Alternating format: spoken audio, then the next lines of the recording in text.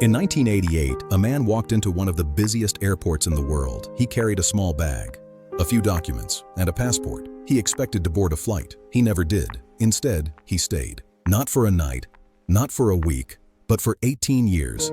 His name was Mehran Karimi Nasseri, and for almost 2 decades, his entire life existed between arrival and departure gates. No home, no country, just an airport. Mehran was born in Iran. His life was already complicated. Political unrest, displacement, uncertainty. He left Iran hoping to settle in Europe. But somewhere along the journey, his documents disappeared. No passport, no valid papers. When he arrived in Paris, immigration officials stopped him. Without documents, he could not enter France. But here is the problem. He also could not go back. Airlines refused to carry him. Countries refused to accept him. Legally, he belonged nowhere. So authorities placed him in the international transit zone of Charles de Gaulle Airport. This area is important. It is not officially France. It is not officially anywhere. It exists between borders. Days passed, then weeks. Mehran slept on airport chairs. He washed in public bathrooms. He ate airport food. At first, everyone believed this was temporary. A mistake, a delay, something that would be fixed. But bureaucracy moves slowly, and people fall through gaps. Months passed. Mehran was still there. He began organizing his space, a small corner near a terminal. He stacked his bags carefully. He created routines. Breakfast, reading, walking. He read newspapers every day. He learned flight schedules. He watched people leave and watched them return. He saw families reunite. He saw tourists excited. He saw business travelers stressed. Everyone had somewhere to go, except him. Officials tried to help. Lawyers became involved. Human rights groups intervened. But every solution required paperwork. And paperwork required identity, which he could not prove. Years passed. Airport staff began to recognize him. They greeted him. Some brought him food. Some ignored him. He became part of the airport, like a piece of furniture. But psychologically, something strange was happening. The airport became his world. Noise never stopped. Lights never turned off. Time lost meaning. Days blended together. Seasons changed without him feeling them. He was not imprisoned. He could walk freely. But he could never leave. This kind of confinement is different. It does not use bars, it uses paperwork and patience. Over time, Mehran stopped trying to leave. He stopped pushing. He accepted the airport as his reality. This acceptance would later become critical, because when help finally arrived, he did not want it. He called himself Sir Alfred, not Mehran. To the airport staff, he was a fixture, a permanent resident in a world of transience. In 1999, France finally granted him residency. He was free, but when the papers were presented, he refused to sign them. Why? Because they listed his name as Mehran. He insisted he was Sir Alfred. The airport was no longer a prison. It was his identity. The world watched. Steven Spielberg made The Terminal. Mehran was paid nearly $300,000. He was rich, but he didn't leave. He stayed on his bench. The money sat untouched. It took a medical emergency in 2006 to finally remove him. He lived in a shelter for years, but in 2022, something pulled him back.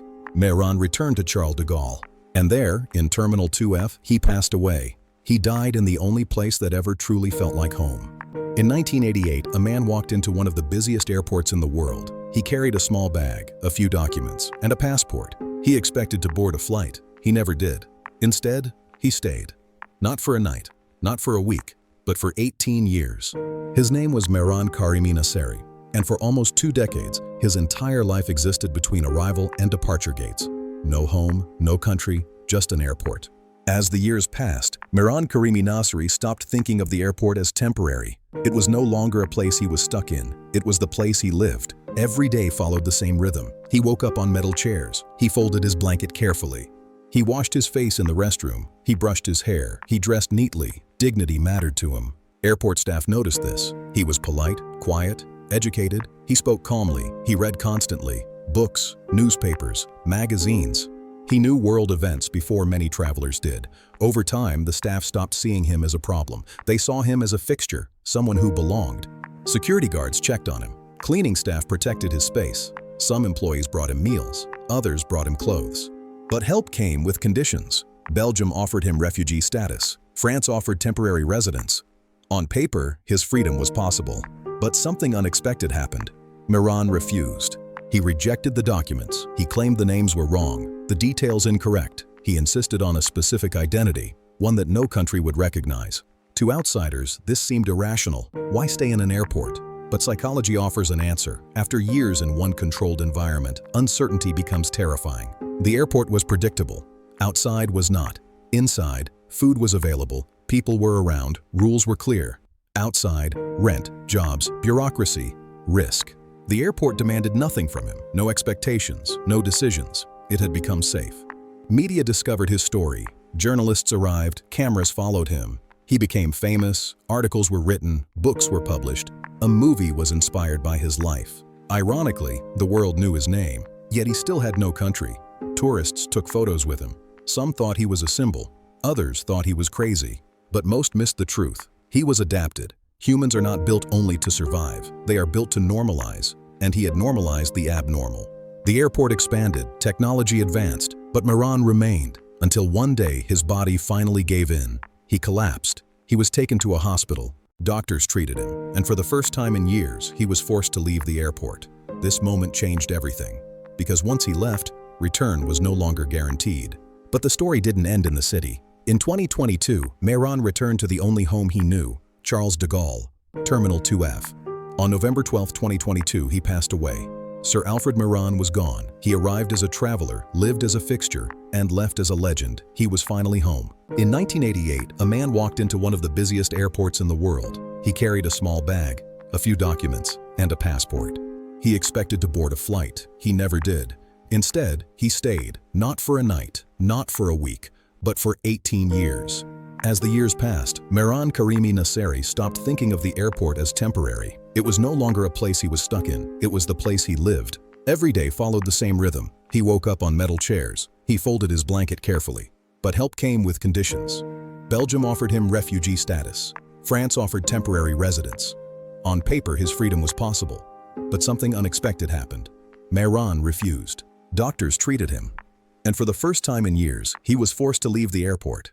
This moment changed everything. Because once he left, return was no longer guaranteed.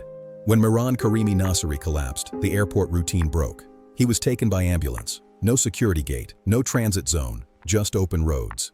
He was placed in temporary housing, a room, a bed, a door that closed, things most people dream of. But to Mehran, it felt wrong. Silence replaced noise. Freedom demands decisions. Where to go, what to do, who to be. After 18 years without choices, choice itself became pressure. He struggled to adapt. His identity had been built inside an airport. The man without a country had become the man of the terminal. Media attention faded. The world moved on. Mehran did not. Years later, something shocking happened. He returned, not to the same life, not officially, but to the place he understood. The airport, different terminal, same feeling.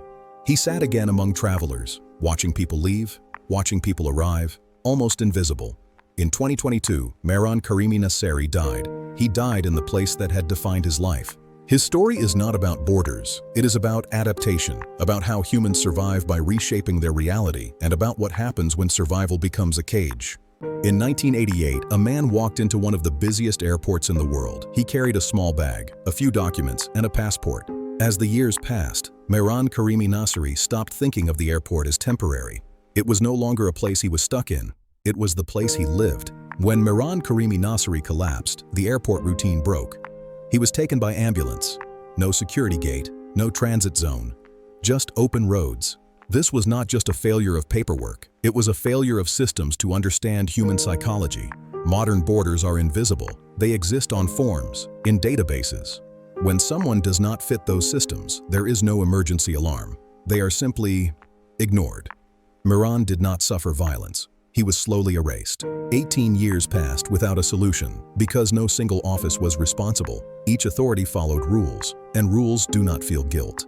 But the deeper truth is even more uncomfortable. Humans can adapt to almost anything, even situations that destroy them. Given enough time, the brain stops resisting. It normalizes.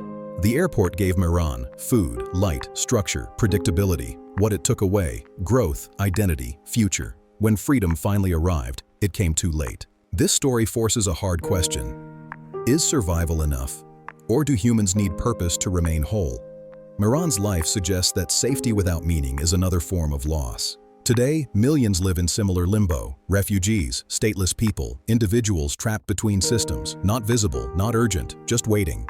Mehran Karimi Nasri did not choose to become a symbol, but he became one anyway, a reminder that progress can still forget people, that rules can outlast compassion, and that sometimes the most terrifying prisons do not lock their doors. They simply never open them. Next time you walk through an airport, look around. Every person has somewhere to go, except the ones we do not see. End of story.